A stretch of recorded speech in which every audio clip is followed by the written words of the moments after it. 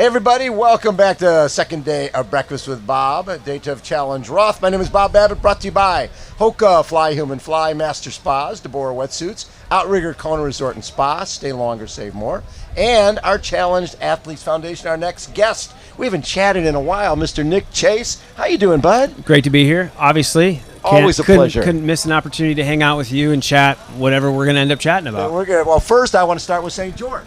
Because you live in St. George. I do. And I heard they took the statue down. Well, the statue's been moving around a lot over the last few years, but I do think it still exists. It's not down. The triathlon, there's very few cities that have a statue to the sport of triathlon in their city square. Yeah, we're quite fortunate to always have that as a staple art piece for us. Okay, but it's moving around now. It hasn't disappeared. No, I don't think you could make it disappear. It's pretty damn big. Yes.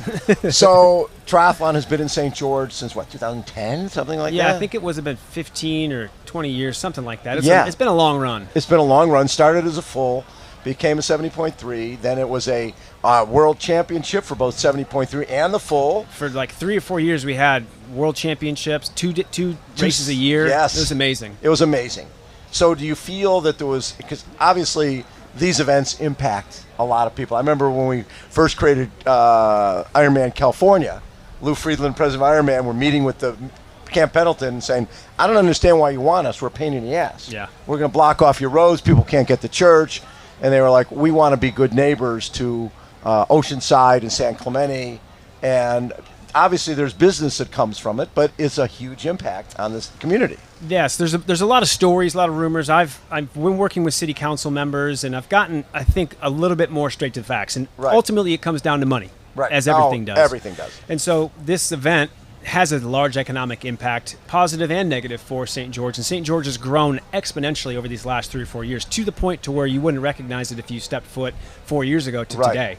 So I think with money and the course needing to change a little bit to adapt to the growth, and Ironman being a little bit unwavering in what they want to do, and the town and Greater Zion being a little bit steadfast in what they want, I think there's a reset period, honestly. And so my goal is to bring in another race organization to put on an event there, no matter what. And I can't tell anything about who, but because there's a non-compete through 2026. So come 2027, we're going to try to put another race on in St. George through another really prolific, awesome event that you might know.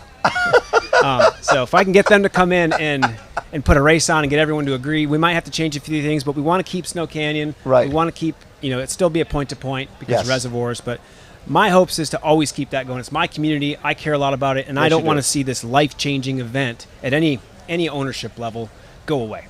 So people know you as a pro triathlete. You've been a pro triathlete for a long time. 14 years now. Right. Yeah. And what you've done, and what I really appreciate, is when people come in as a young pro, they need direction, and they don't know, how do I get sponsors? How do I train? How do I race? How do I get to other events? And you created your team to basically navigate for so many young pros. How did that come to you that, okay, I'm racing as a pro, I know what mistakes I've made, I want to make sure that next generation has, look at that guy, likes you. I don't mind bees. They're all good in my book. There you go. That you want to help that next generation. So when I came into the sport, I did notice there was lack of understanding for everyone as the pathway. And honestly, I didn't know it. I was 24 years old. I had no clue what this sport was. I jumped right into my first pro event, and I was racing on Ferdino and other Olympians. And go figure, I got my butt kicked for a few years, and I knew that was part of it. And then financially, we're asking athletes to be irresponsible to start their careers. You have to travel. You have to invest and buy everything and have a team that you have to fund. So if you're not in that top 2 to 3% right away, you're paying a lot. And I want it, my motto is, if I'm doing well, I want everyone around me to do well. So that was really let's pool resources, let's network. I really love the business side of the sport. Mm-hmm. One of our co-founders, Garrick, is here also with us. And they all kind of pooled together and said, we'll start this thing. And then Jackson and I and Garrick just kind of started the podcast, the Real Triathlon podcast. We've been doing that for 5 years too. Right. And so now here we are with, fully funded pro field, an elite age group field, a really large. Oh, so you've got age groupers as well. Oh, we've got everything, and Very we've got a cool. coaching group. So I'm trying to leave this sport in a better place than I've stepped into it. Right. Even if it's just a small margin. Well, but that's what it's all about. Is and then seeing some athletes, you get a Tom or a Jewett, right? Yeah. Who comes in and with a great running background, but I'm sure is like, how do I get coaching in swimming? How do I get coaching in cycling? And you guys step in and make that happen for her. Well, fortunately, Tamara was. I mean, she stepped away from the team this year. We really did everything we could to make sure Yep. she had the best step forward. But she was incredibly resourceful, and she's going to be amazing. And we're just happy to be. We know athletes are going to come and go. Right. And so we're just so delighted to be part of anybody's story and help in some way. Yeah, that's what it's all about at the end of the day. Yeah. But the cool thing is you're still racing. Yeah, I'm still. Right? I'm What, still 38? I'm 38. I turned 39 this month. That's so cool. And but I'm guessing because you've got age groupers, you've got coaching, you've got so much going on. The racing is almost just the cherry on top, It is. right? Yeah. You get to go out there and hang out with the other top pros, Yeah. have a great time, and know that your existence isn't dependent on the prize money you get at the race. Or don't get. Let's be honest. And let's just say. Or the other guys get. Yeah, Yes. yeah. And I'm happy to be where I am right now. I don't look back with any ill will. This race I came to last year, it blew me away. It was one of the most best. Amazing. energetic filled, and I didn't have the best day after last 10, 15K of the run. So I wanted to come back and get another go. But also, I do have athletes everywhere, and I coach a lot of athletes, and I would never ask anybody to do anything that I personally haven't experienced. So racing to stay relevant and stay at the sharpest end of my physical ability and mental capacity is all I'm here for. And I Right. really just love coming hang out with you, seeing friends we've had forever. Yeah. And so this is the best family I've ever had.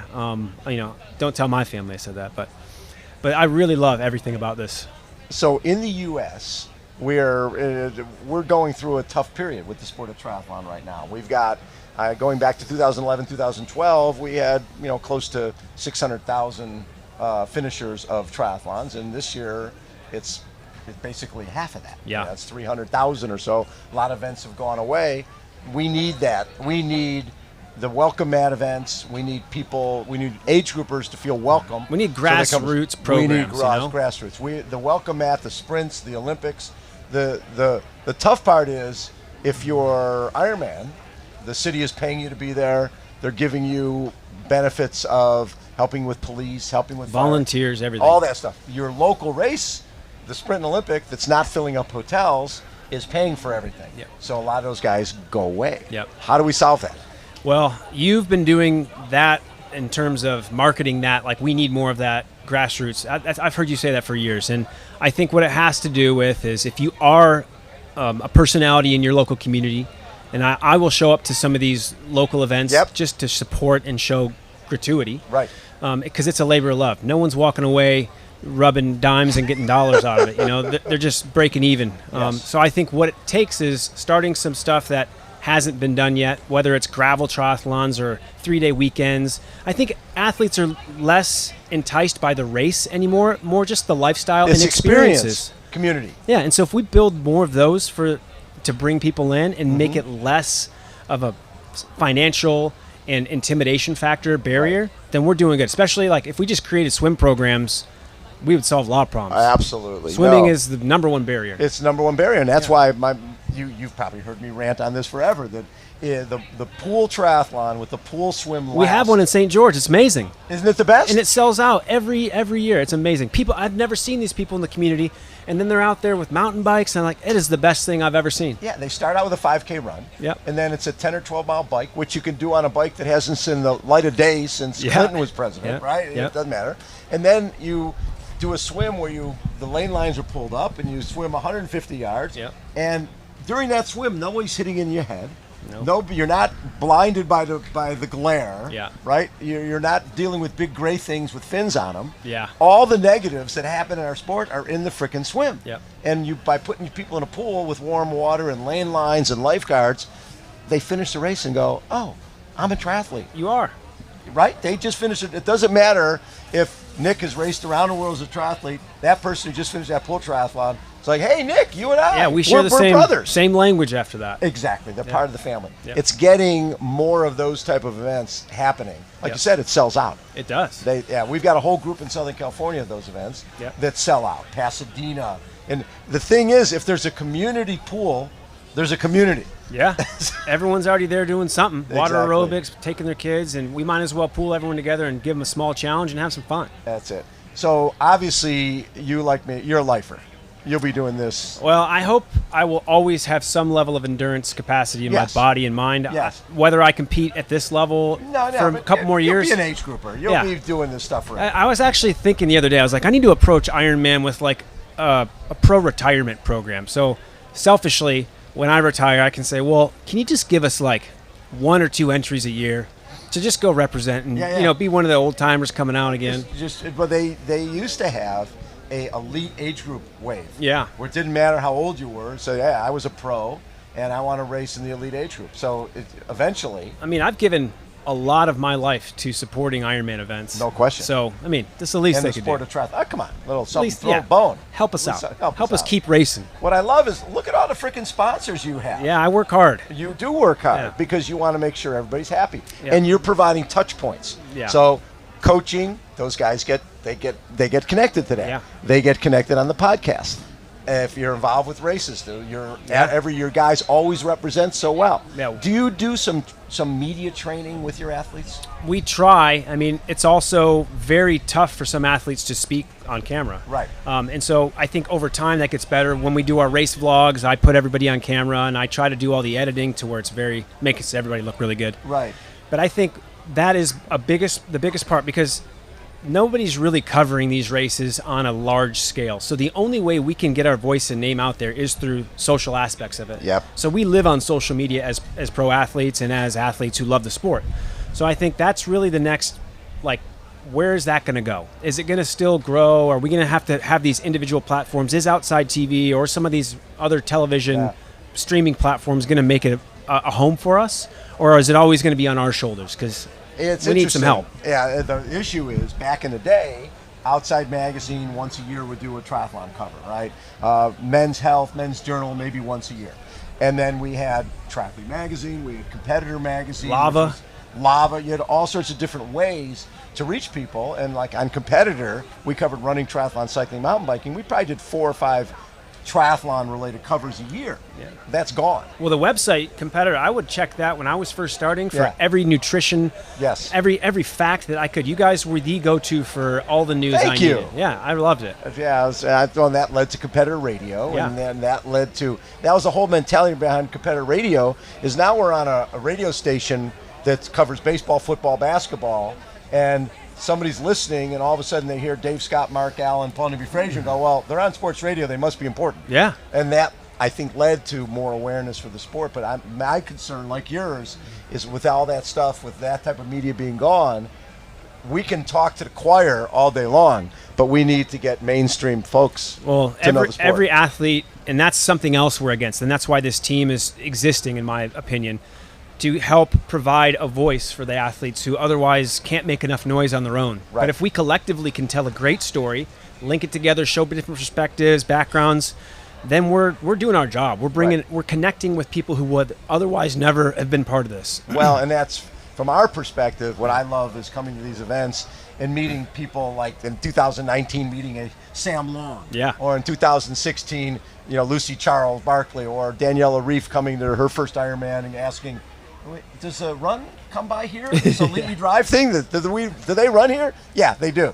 But meeting those new athletes and then watching a Magnus Dietliff, then those guys and Sam Long become stars. Yeah. But they started and they weren't stars. I remember Sam Long's first yo-yo-yo, and it was, I think, at Victoria 70.3 at one of the pro races. He won. Yeah. And I first heard him say yo-yo-yo when he stepped out. I was like, what is this guy saying? Yeah. And look at where it is now. I loved it when he came to Daytona, and it was COVID time, and all the Euros were like, it was this big mouth Sam Long guy. We're going to crunch him, right? He was in third, waving to the crowds, playing. He ended up ninth, I think, dropped back. But everybody realized this guy's the real deal. Yeah, he's going to be a he factor. has absolutely put it out there, but he's backed it up, and that's why I always respect Sam. Always. Well, and we've got so many great personalities, and I love it when you have a Jan Frodeno with 500,000 followers, and a Lucy Charles Barkley with those type of numbers. How many athletes are you dealing with now in terms of the coaching, your age group, pros? I typically will coach a maximum of 30 athletes throughout the year. Okay. 30. I think we have 15 pros on our roster that we do something for. Yeah. We've got, I think, another 9, 10 elite amateurs, and then we have almost 1,000 or so age group athletes, and we're looking to start RTS racing next year. Okay. Which is, what I've noticed is athletes want to pay something to be part of something, because everyone's like, how do I join RTS? I'm like, well, you just wear something or just come hang out. But I'm going to be like, people want to commit. They have to commit to be involved. Yeah. So next year we'll launch RTS Racing with Zoot as a partner, hopefully, and we'll do all this stuff that we're doing to kind of just give somebody more like of a pat on the back, warm hug. You're part of us. I love that. So the amount of conversations I have at any given time on different platforms is quite high. So I really love that part of it. So we need to get your group out for our CAF event in October 24, 25, 26. Why not? Why not? I think it'd be really fun because you guys, we call it the best weekend in Tri. That'd be great. And you guys would love being out there. We'll have 150 challenged athletes from all over the world. Well, we just started coaching. I started coaching personally 2 challenged athletes. Who are you coaching? PC, David Wellen, you probably know him. Yes, I do. And then another guy out of St. George, his name's Casey, but he is he's coming up in the world. He's getting faster. He has a little bit of an arm impingement, but that has been like the biggest step forward for me as a coach to be like, all right, physically, I know you can't do what I know other athletes can do. So how can we cheat the system and make you still go fast with what you have to offer? And David, I think, is going to be changing the PC game. No question.